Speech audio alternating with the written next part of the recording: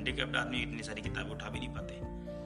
तो राम विनय और आकाश ने बहुत मेहनत की, बहुत मदद की। वो 18 कार्टून पहले प्लेटफॉर्म नंबर 4 से उठाए, उनको चाहे प्लेटफॉर्म नंबर पटरी के माध्यम से प्लेटफॉर्म नंबर 2 पे लेके गए। फिर तो प्लेटफॉर्म नंबर 2 से लेके उठवाए वहाँ से, फिर वो उसको लेकर गए प्लेटफॉर्म नंबर 1 तक। फिर बाहर गए तो बाहर देखा एक ऑटो वाले को ढूंढा हमने, जिससे कि वो जो है हमारे वो सारी किताबें उठा के वहाँ से, हमारा बरेली से 30 किलोमीटर दूर घर है, तो वहाँ पर वो घर पे वो किताबों को पहुँचा दे। इस तरीके से हमने उसमें बड़ी मुश्किल से तो ला दी। तो राम विनय थोड़े से शरीर से इतने मजबूत नहीं थे, लेकिन वो ऑटो के ऊपर चढ़े और उन्होंने वो जो है उसके अंदर में सब धीरे धीरे करके उसके अंदर सब भर ली, नीचे भर दी, ऊपर भर दी, सब ऊपर नीचे दोनों तरफ में हमने वो सारे कार्टून जो हैं वो बड़े बड़े 3 व्हीलर में भर दिए। लेकिन किस्मत जब खराब होती है तो अच्छा बना हुआ काम भी बिगड़ जाता है। हम उस ऑटो को लेके केवल शहर के बाहर जंगल तक ही पहुंच पाए होंगे। वो आधे रास्ते में उसका टायर फट गया, हम लोग फिर फंस गए उस रास्ते में। अब क्या करते?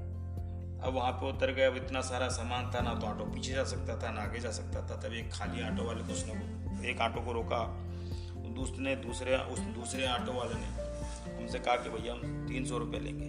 तो पहले 200 रुपये वाले जिसको दिए थे उसको केवल 100 रुपये दिए और फिर उसने सारे उतारे। और आप देखिए, राम विनय जी ने पहले ट्रेन से उतार के बाहर लेके आए, फिर एक ऑटो में चढ़ाए, फिर एक ऑटो से उतारने के बाद फिर वहाँ से उतारे और उसके बाद फिर दूसरे ऑटो में चढ़ाए। इस तरीके से वो जब घर पहुँचे तो उन्होंने फिर वहाँ से ऑटो पे से फिर घर को उतारे और फिर सब दुकान के अंदर रखे। इस तरीके से हम जो है उन किताबों को लेकर हम अपने घर पे पहुँचे। तो इस तरीके से हमारी ये लाइब्रेरी जो है ये धीरे धीरे शुरू होने लगी। हमने लकड़ी के तख्तों के ऊपर में और सब चीज़ों के ऊपर में इस तरीके से जब बनारस से हम किताबें लेकर पहुँचे तो हमारी जो है किताबें ज़्यादा दिखाई देने लगी और लोगों का भी मनोबल बढ़ा। हम बच्चे हमारे यहाँ पर आने लगे और किताबों की संख्या भी बढ़ गई, तो बच्चों को पढ़ने भी मज़ा आने लगा। लोगों को लगने लगा कि यहाँ पर एक छोटी सी लाइब्रेरी बन गई है।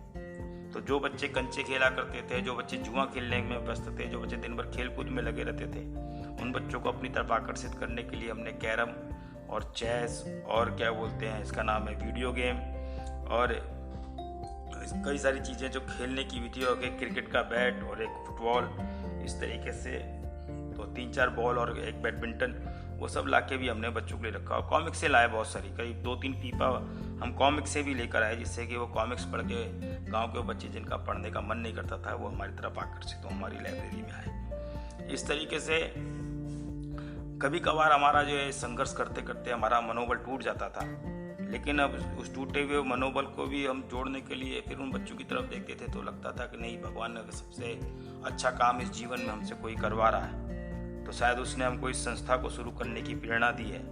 हम चाहते तो बहुत बार थे कि हम किसी व्यक्ति की हम अच्छे से मदद करें, लेकिन उस व्यक्ति की हम मदद कर नहीं पाते थे क्योंकि ऐसी हमारी कंडीशन नहीं हुआ करती थी। चाहते थे हम लोगों की मदद करें, लेकिन इस संस्था को बनाने के बाद में एक हमको स्वरूप मिल गया, जिस स्वरूप के माध्यम से हम लोगों की मदद के लिए हाथ उठा सकते थे और उनके लिए आवाज़ भी उठा सकते थे, और हमने बहुत लोगों के लिए आवाज़ भी उठाई।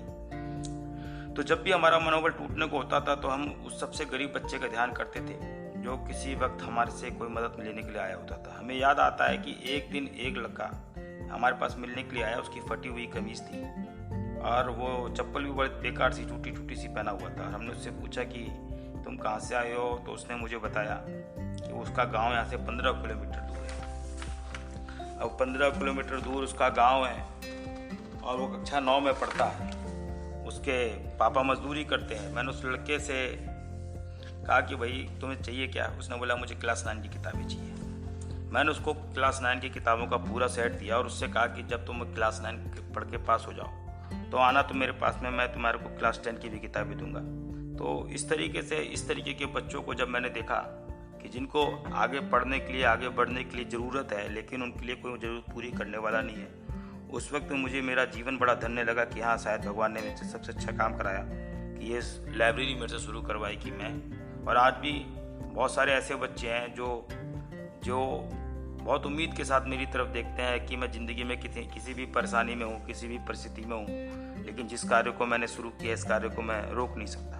तो एक वक्त था जब हम और हमारे दोस्त BHU के हॉस्टल में रहते थे, लड़का लड़कियों से किताबें इकट्ठी करते थे और वो किताबें जो है हम धीरे धीरे ला के अपने घर पे ला के रखते थे। इस तरीके से हमने धीरे धीरे करते करते इन 6-8 सालों में जो है हमने 10 से 15 हज़ार किताबें अपने गाँव में इकट्ठी कर ली। और आज वो किताबें जो है हमारी संस्था को चलाती हैं। उन किताबों के माध्यम से बहुत सारे लोग आते हैं। उसमें से कुछ किताबें जो हैं बच्चों ने वापस ही नहीं करी। हम भी सोचते हैं कि किताबें हमें दान में मिली हुई हैं, तो अब जो बहुत दूर के बच्चे होते हैं वो लोग किताबें ले जाते हैं तो किताबें वापस नहीं करते हैं। हम उनसे आग्रह करते हैं कि जो किताबें हमारी लाइब्रेरी से लेकर जाते हैं वो हमारी किताब लाइब्रेरी वापस कर दें, जिससे दूसरे किसी बच्चे को भी उनसे लाभ मिले। तो इस तरीके से हमारे पास नई किताबें नहीं है, हमारे पास पुरानी किताबें हैं। और वो पुरानी किताबें जो हैं, भले ही आजकल में स्कूलों में धांधली चल रही है कि वो हर साल जो है वो किताबों का स्वरूप बदल देते हैं, सिलेबस बदल देते हैं। वो कमीशन खाते हैं बेसिकली। वो एक तरीके से शिक्षा देने वाले नहीं है, वो चोर हैं। वो इस देश की नस्ल के अंदर दीमक हैं। वो इस देश को बर्बाद करना चाहते हैं। वो इस देश का भला नहीं कर सकते। जिस व्यक्ति का अपना स्वयं का सिद्धार्थ इतना बड़ा हो जाए कि उसको देश का भविष्य दिखाई न दे, वो बच्चे नहीं होते, वो देश का भविष्य है। उन देश के भविष्य को आप, अगर कोई अमीर घर का लड़का है वो तो हर साल किताबें खरीद सकता है, लेकिन कोई गरीब घर का लड़का है उसके लिए वो पुरानी किताबें जीवनदायिनी होती हैं। तो लेकिन अब जो बच्चे पढ़ने वाले हैं, भले ही वो किताबें उन स्कूलों के सिलेबस बदल जाने की वजह से बेकार हो जाती है, तो वो किताबें बच्चे हमारे को दे जाते हैं। लेकिन जो बच्चा उसमें से ज्ञान ढूंढने वाला होता है वो किताब बच्चा उनसे हम बच्चों को फ्री पढ़ाते हैं। तो जब फ्री पढ़ाते हैं तो वही नहीं, पुरानी किताबों से हम पढ़ा देते हैं। तो बच्चे को जो हम देना चाहते हैं, जो तत्व ज्ञान देना चाहते हैं, वो तत्व ज्ञान उस बच्चे को मिलता है। क्योंकि जो बच्चा सीखना चाहता है वो किसी भी किताब से सीख लेता है, चाहे किताब नई हो चाहे पुरानी। इस तरीके से हमने हमारी ये लाइब्रेरी की कहानी जो है, हमने लाइब्रेरी बनाई और इतने साल लाइब्रेरी चलाई और आज भी हमारी लाइब्रेरी खुलती है। क्योंकि वो छोटे छोटे बच्चे जो किसी ज़माने में 8वें में 7वें में 6ठे में पढ़ते थे और जो कुछ 5वें में पढ़ते थे, वो बच्चे बहुत बड़े हो गए। वो बच्चे इतने बड़े हो गए हैं कि उनमें से कुछ बच्चे जो है PhD पास कर चुके हैं, उसमें से कुछ बच्चे PhD में आ गए हैं, कुछ बच्चों का BTech पूरा हो गया है और कुछ लोग अब नौकरी करने लगे हैं। तो अब कुछ बच्चे जो हैं अब इतने बड़े हो गए हैं कि वो स्वयं ही अब ताला खोल लेते हैं। और उसमें से कुछ बच्चे ऐसे हैं, अगर वो लाइब्रेरी एक दिन ना आए तो उनको लगता है वो जीवन में उनका कोई कमी रह गई है। तो इस तरीके से तो एक हमारी कहानी ये अब मैंने आप लोगों को सुनाई कि हमारी संघर्ष की यात्रा कैसी थी। उसके बाद में हमारी एक और संघर्ष की यात्रा है कि हमारे गाँव में बिजली की सप्लाई बहुत अच्छी नहीं थी और केवल 8 घंटे ही लाइट आती थी। हमने विचार किया कि कोई ऐसी व्यवस्था हो जाए कि गांव के में ही पाए जाने वाले संसाधनों को इस्तेमाल करके हम यहाँ कोई बिजली पैदा करने का प्लांट लगा लें। इसी बीच BHU में हमने कॉन्फ्रेंस अटेंड की और वहाँ पे हमें एक भाई साहब मिले जो हस्क पावर सिस्टम में इंजीनियर थे। उनकी टेक्नोलॉजी को हमने देखा, वो बड़ी अच्छी लगी हमको। तो वो अफ्रीका में प्लांट लगाते थे 2 करोड़ रुपए में और इंडिया में वो 20 लाख रुपए में वो उस प्लांट को लगाते थे। तो धान की भूसी को गैसिफिकेशन करके और उससे वो लोग जो है जनरेटर चला के बिजली पैदा करते थे। तो जिन गाँव में बिजली का कनेक्शन अच्छा नहीं है या बिजली बहुत कम आती है, उन गाँव में वो हस्क पावर का सिस्टम का जो प्लांट है वो बड़ा ही बहुत अच्छा है, बहुत शानदार है कि एग्रीकल्चर का वेस्ट है, उस ऑर्गेनिक मटेरियल को आप गैसिफिकेशन कर दो और उसके बाद में उसमें से जो उसको पार्शियल ऑक्सीजन की प्रेजेंस में करेंगे तो वो जो है जो कार्बन मटेरियल है वो ऑर्गेनिक मटेरियल जो है वो CO2 में कन्वर्ट ना होकर CO में कन्वर्ट हो जाता है और उसको पानी से धोते हैं तो कार्बन मोनोऑक्साइड और पानी जो है उसका में मिलके वो जो प्रोड्यूसर गैस बनती है, वो प्रोड्यूसर गैस जो है वो जनरेटर को चला देती है। तो उसको धुएं को छानते हैं, उसके में से काइट अलग कर देते हैं और कार्बन मोनोऑक्साइड जो है वहाँ पे ऑक्सीडाइज होकर कार्बन डाइऑक्साइड बना देती है। तो ये ऑक्सीडेशन प्रक्रिया में वो जो एनर्जी पैदा होती है उससे वो जनरेटर चलता है। तो उनकी ये टेक्नोलॉजी बहुत अच्छी लगी। तो उनकी भी एक बहुत अच्छी रोचक कहानी है, वो रोचक कहानी भी बहुत उत्साहवर्धक है और वो कहानी सुन के भी मुझे बहुत अच्छा लगा। तो मैंने उनकी कहानी सुनी, मैं उनके प्लांट पे भी गया देखने के लिए। तो तीन दोस्त जो है 1998 में 1998 में IIT BHU में पढ़ते थे और इंजीनियरिंग BTech फर्स्ट ईयर में थे। तो उनके दिमाग में एक विचार आया कि कैसे हम एक बढ़िया टेक्नोलॉजी बनाएंगे। तो वो इलेक्ट्रिकल इंजीनियरिंग के थे वो लोग। तो उन लोगों ने वो प्लांट के बारे में सोचना शुरू किया और उन्होंने एक प्रोटोटाइप डिज़ाइन बनाया। उनमें से वो प्रोटोटाइप डिज़ाइन बना ली उन लोगों ने।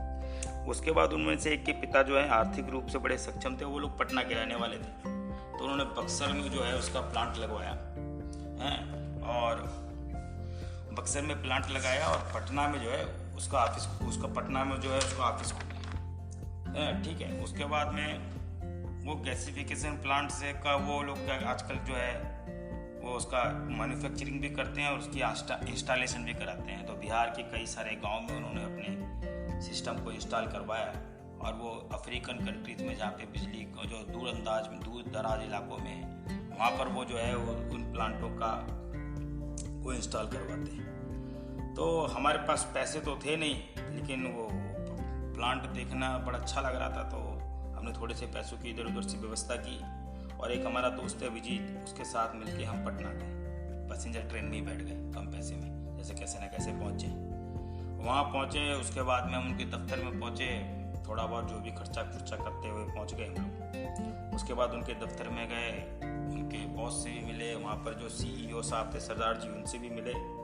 बड़ा अच्छा लगा, उन लोगों ने बड़ी सेवा खातिर करी, खाना वाना भी खिलाया, और उसके बाद में उनके बॉस ने जो है हमारे लिए गाड़ी की व्यवस्था कर दी, और उस गाड़ी में हम लोग को बैठाया और अपने मैनेजर को, अपने 2 मैनेजरों को हमारे साथ बैठा दिया उसके साथ में। और वहाँ से 150-200 किलोमीटर दूर वहाँ से उनकी मारुति वैन में हम बैठ के चलती है। तो हम प्लांट का विजिट कराने के लिए गए वहाँ पे हमने उस प्लांट को बिजली की धान की भूसी से हमने वहाँ बिजली को बनते हुए देखा। वहाँ जब हम वापस आए तो हमने उस टेक्नोलॉजी के आधार पर एक प्रोजेक्ट बनाया, और जिसको हमने सरकार के पास भेजा, जिससे कि हम बिजली का उत्पादन करने का प्लांट लगा सकें। हमने अपने गांव के हर एक इंसान के हस्ताक्षर लिए, वह सब ये चाहते थे कि हम अपने गांव में बिजली का प्लांट शुरू कर सकें। हमने अपने प्रोजेक्ट को कई सरकारी विभागों में मदद के लिए भेजा, लेकिन कोई सफलता हासिल नहीं हुई। कई नॉन गवर्नमेंट फंड और ऑर्गेनाइजेशन को भी हमने वो प्रोजेक्ट की कॉपी भेजी, लेकिन हमारी कोई मदद नहीं आई। तो हमने क्या, हमको लगा कि हम ऐसा करते हैं, मुख्यमंत्री जी को भेज देते हैं। हमें 20 लाख रुपए की ज़रूरत थी, और जिससे हम 40 किलोवाट का बिजली का उत्पादन का प्लांट अपने गांव में लगा सकें। हमने 6 से 8-10 महीने बहुत कोशिश की, हमने भागा दौड़ी की, और फिर हमने क्या किया कि बहुत सारे लोगों से मिले, पार्टनरशिप के लिए मिले, लोगों से बात की, लेकिन समझ में नहीं आ रहा था कि करे क्या। धीरे धीरे जो है हमको हमारी हिम्मत टूटने लगी, तो हमने क्या कहा कि हम ये चिट्ठी को जो है हम CM ऑफिस भेज देते हैं। हमने वो चिट्ठी जो है CM ऑफिस भेज दी। हमारे पास वहाँ से एक जवाब आया, और जवाब मिलने के बाद उसमें कहा गया था कि आप पावर कॉरपोरेशन में इसी ऑफिस में इस व्यक्ति से मिलिए जाके। हम पावर कॉरपोरेशन के ऑफिस लखनऊ गए, वहाँ पर उन्होंने हमको एक फॉर्म दिया। उन्होंने कहा कि जिस तारीख को आप बिजली का उत्पादन शुरू कर लेंगे, और जिस रेट पर बिजली का उत्पादन आप शुरू कर लेंगे, उस रेट पर आप बिजली जो है हमारी सरकार को आप आके दे सकते हैं। हम वापस आ गए, लेकिन समस्या तो वहीं खड़ी हुई थी। समस्या ये थी कि हमारे पास पैसे नहीं थे उस प्लांट को लगवाने के लिए।